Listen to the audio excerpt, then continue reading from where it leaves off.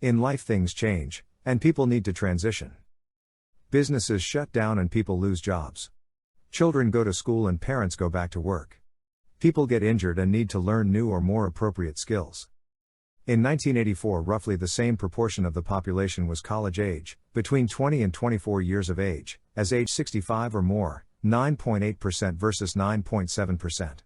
Today there are 2.9 times as many persons in the older demographic. In 1984, not only were there relatively more young people to choose from, but many more females were also entering the workforce than in previous generations. Employers had an almost unlimited supply to choose from. For them, it was an embarrassment of riches. They began to use college degrees as a filter. But things have changed and our education industry needs to transition as well. Shifting demographics and accelerating changes in technology should drive innovation in the education industry. Instead, we appear to be doubling down on the old ways of doing things. We have been led to believe that a university prepares students to be critical thinkers, better communicators, and most importantly to students and employers, to become job-ready.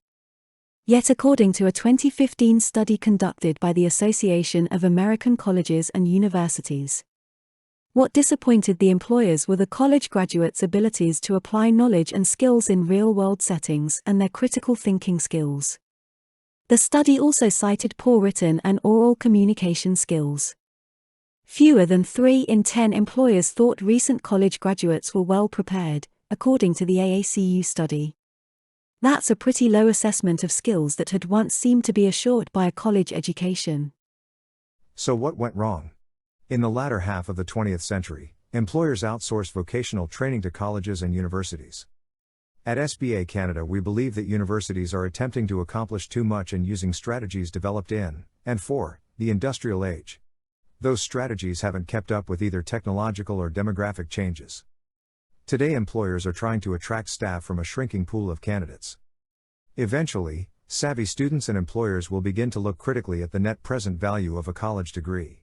It may be more efficient to deliver all of the courses in succession, before students start work. But, that efficiency is really about delivery cost. It doesn't consider how effective the learning experience is. We believe that critical thinking skills are best learned later in an individual's working life. This should be done with more commitment to continuing education and lifelong learning, delivered after a shorter stint in college. Instead, the focus should be on delivering relevant practical skills early on. These should be delivered concurrently with fewer, introductory courses.